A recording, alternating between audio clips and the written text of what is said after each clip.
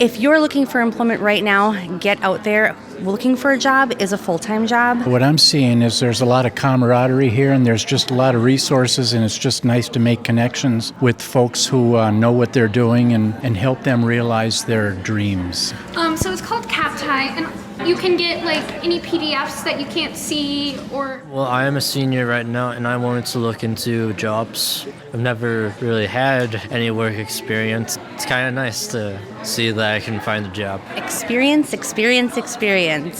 Volunteer. It shows responsibility. It shows that you can commit to something and follow through. Know within yourself that your dreams are possible, that you can reach them. Don't let others' limited expectations hold you back. Welcome to Blind Abilities. I'm Jeff Thompson.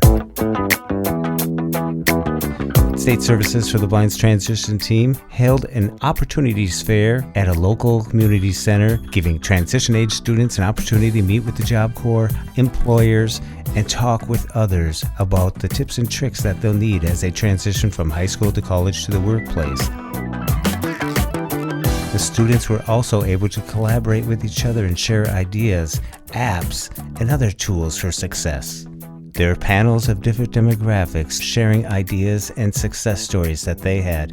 Parents talking about their successes along the journey, talking about what it takes, what they've overcome.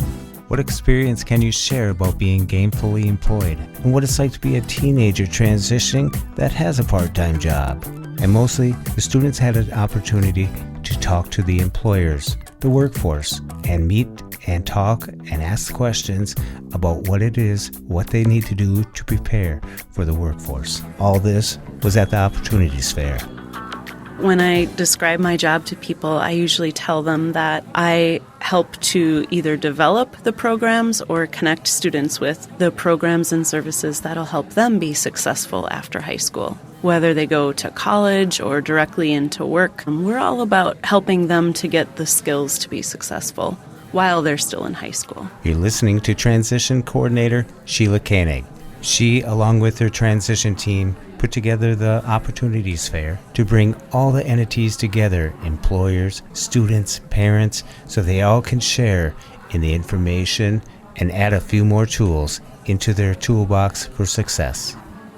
That's actually one piece of advice that I think is so important for students, is to learn a variety of tools and techniques so that you can determine what's going to work for you in any given situation.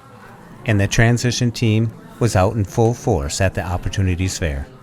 I am SSB's Work Opportunities Navigator. I work with transition 14 to 21, helping them identify what they like to do, explore potential careers, and connect them to resources, activities, and work opportunities, and help make that happen. Hi, I'm Mark Groves. I'm Voc Rehab Counselor with State Services for the Blind.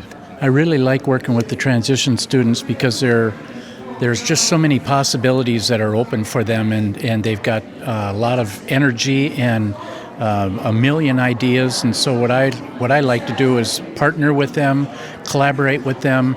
I've got about 5 or 6 young people on my caseload, and so I thought I would pick them up and drive them here and leave nothing to chance so they could experience the fair today and just have fun without any worries. What I'm seeing is there's a lot of camaraderie here, and there's just a lot of resources, and it's just nice to make connections with folks who know what they're doing and help them realize their dreams. I am Daisha Van Alstein with State Services for the Blind's Workforce Development Unit.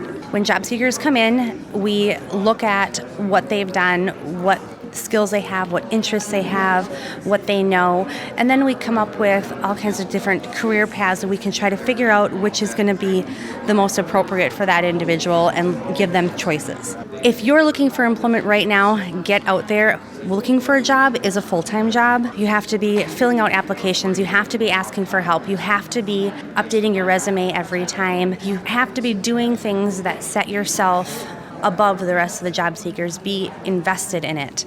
If you're not looking for a job right now, you're looking for a direction, talk to a lot of people. Ask for labor market information. Visit with your employment specialist that works with your State Services for the Blind counselor. Get as much information as you can and ask lots of questions. Experience, experience, experience. Volunteer. It shows responsibility. It shows that you can commit to something and follow through. Do stuff around the house. Get a part-time job, even if it means it's something that you might feel is below you. Get as much experience in the world as you can. Be independent. And we're talking with the greeter, Rachel Eggert. She's deafblind, and we're going to interview her about her job at U.S. Bank. How are you doing? Oh, I'm doing wonderful, thank you. What kind of job do you do at U.S. Bank? My role is guest experience representative at U.S. Bank. I'm actually like an usher. Is there any alternative techniques that you use to perform your job? I do use my white cane to get around, and I also use a whiteboard for communication. So we would write back and forth, like if a deaf person or somebody knows sign language and they come up to me, then we can communicate. But if they don't know sign, then I need to use the whiteboard. Great. When you were applying for this job, did you have assistance doing it, or is it something that you took on yourself to seek out a job and gain employment? I did it independently. I did it all myself because I did need new experience, a new job experience, because I did work at the state capitol for several years. And then I thought, you know what, I should get out there and do something else. So I got online, filled out an application, and I needed to actually print out the application and fill it in by hand. And then they had called me for a screening, which I passed. And after the screening, I was asked to go to the job fair for a job interview for that position. I did need a sign language interpreter, which they did not provide, but the person I met with knew a little sign language. So we did our best. And then from that, I was hired. And then we had to do all the paperwork, which was the background check and everything else that goes along with it. And I've been working there ever since. If you have an app that you want to talk about, feel free to jump in and say something about your favorite app. It doesn't have to be an The app. parents all gathered and talked to the transition team and the counselors, while the students gathered around and held their app smackdown. Hassan, how about you start us off with the app that you want to talk about? All right, I'm here to tell you about Outlook for iOS and Android. The app is voice stream reader. Does anyone? I use that.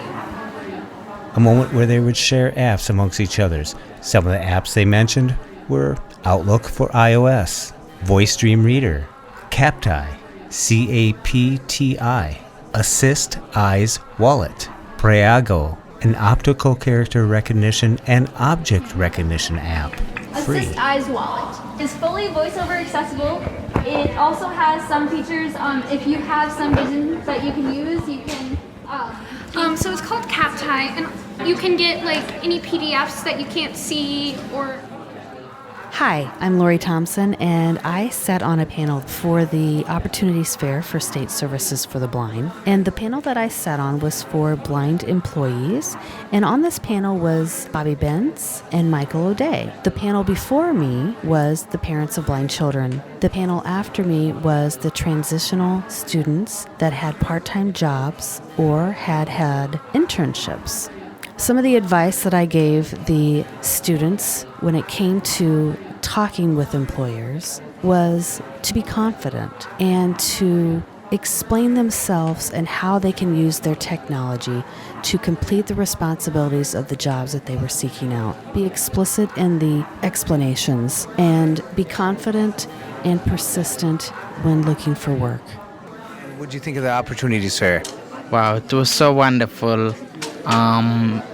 Talking to different people that I never met before, and the wonderful job they do for the blind community. A lot of networking? Yep, I did. Make connections?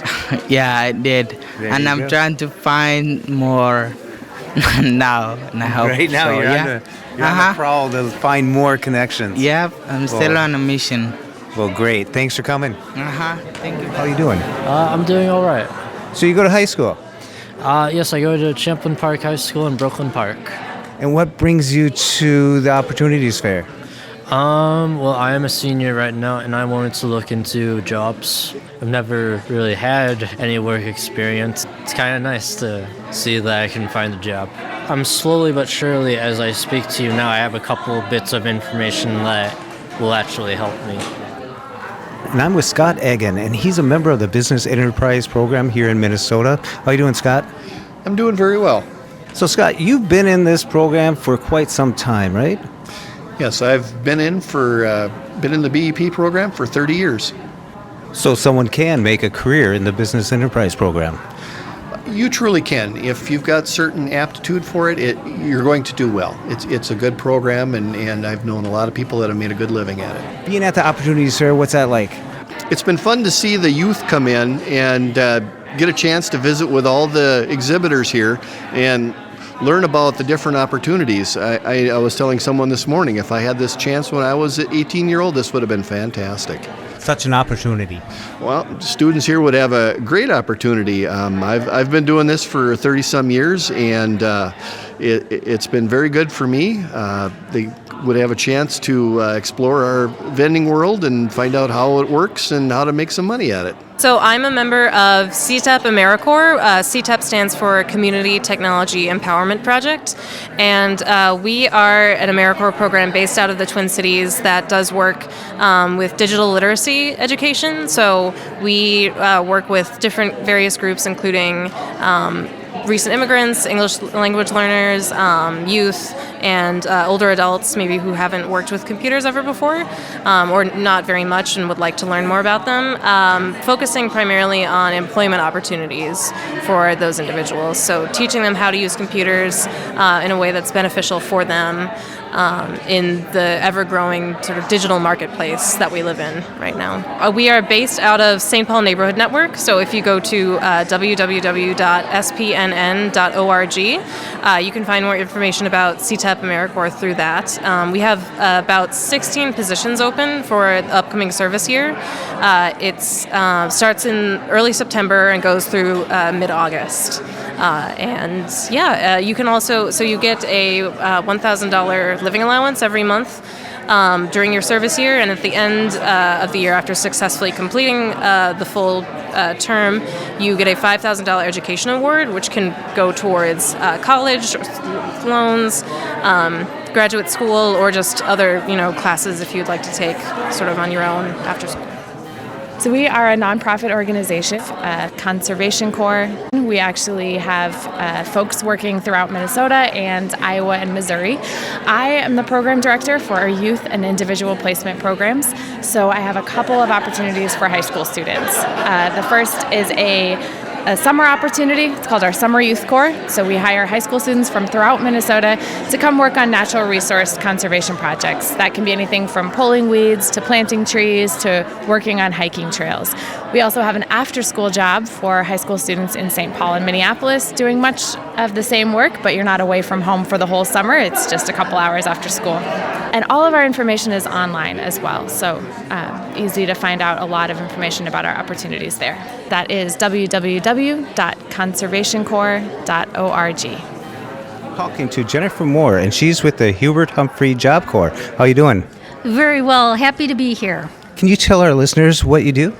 Yes, so I'm the Director of Admissions for the Job Corps program, and what we are is we are a career training program for 16 to 25-year-olds. We have housing on the center. We do career training. If you haven't finished your high school diploma or GED, you can finish that with us as well. We have full food services, medical staff, everything you need rolled up right into one program. We are a completely free program. We are sponsored by the Department of Labor. And it's very similar to going to a community college to get that skilled career training. We also have placement services, so we work with young people once they're done with the program to make sure that they've got employment, that they've got the housing they need, that they've got the resources they need to live an independent life. Well, that's really great. You're bridging that gap from, not everybody's ready for that next step. Yeah, absolutely. We even have a program on the center where students can go on and start taking college classes. Once they're done with their trade, their initial trade, they can take advanced training at a community college and get that 4-year degree, or they can enroll in advanced training through Job Corps. For instance, our nursing assistant students can go on to get an LPN, a licensed practical nurse degree. Again, and this is all free. Nursing programs are very hard to get into right now. There's a 3 to 5 year wait, and it's also very expensive, anywhere from $15,000 to $50,000. We are a government program that does that same thing, only provided to young people completely free of charge. So happy to be here and really excited, and Job Corps is a great opportunity for young people. So if someone is interested in the Job Corps, how do they get a hold of you? You can call our main number, 612-823-4516 is our main number, and there's someone there that can answer your questions. We also have open orientation every Thursday at 8:30 in the morning, and that's at the Job Corps Center on Snelling Avenue. We're right across from the State Fairgrounds, and the address is 1480. So any Thursday morning at 8:30, please come and see us. You can learn more about the program, see the campus, but you can talk to us anytime by calling that number as well. So we're happy to come out to talk to groups, schools, parents, students, staff, anybody who'd like to learn more about the program. We're happy to come out and talk to you too. Well, thank you very much. Thank you. My name is Mackenzie. I'm with HECUA, the Higher Education Consortium for Urban Affairs. We're a nonprofit located here in the Twin Cities. We offer experiential learning for U of M students, St. Kate's students, St. Thomas students, McAllister students, all sorts of colleges here in the Twin Cities. We also offer study abroad programs that are really unique. Something that's great about HECUA is all of our programs focus on social justice and social change. We have several programs here in the Twin Cities, so it's a great way to get out of the classroom, join your community, get an internship in the community, and explore what's going on around the Twin Cities. We do a lot of different recruiting. We're at a lot of different tabling events around the Twin Cities, but we also do class visits. Our website is www.hecua.org if you want to find out about all of our different programs we offer. We have a lot of different advisors that will help you choose the program that's correct for you, and there's always going to be someone to help you every step of the way. So we have a lot of different programs that really cater to different levels of experience within the field. And what's great about HECUA is you also have the internship component too, so there's always going to be someone to help you with your experiential learning. HECUA is here for you every step of the way. Keep expectations high. And know that blindness or low vision or deaf blindness in and of itself is not a barrier. It really is the misconceptions of other people that can hold you back. Know within yourself that your dreams are possible, that you can reach them. Don't let others' limited expectations hold you back.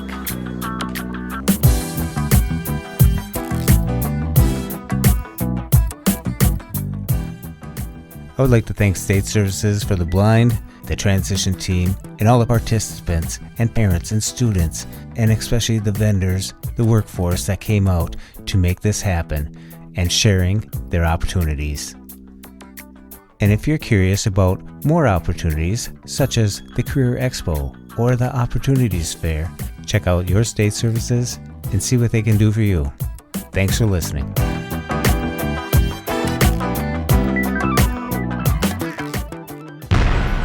When we share what we see through each other's eyes, we can then begin to bridge the gap between limited expectations and the realities of blind abilities. The realities of blind abilities. For more podcasts with a blindness perspective, check us out on the web at www.blindabilities.com, on Twitter at blindabilities. Download our app from the App Store, blindabilities, that's 2 words, or send us an email at info@blindabilities.com. Thanks for listening.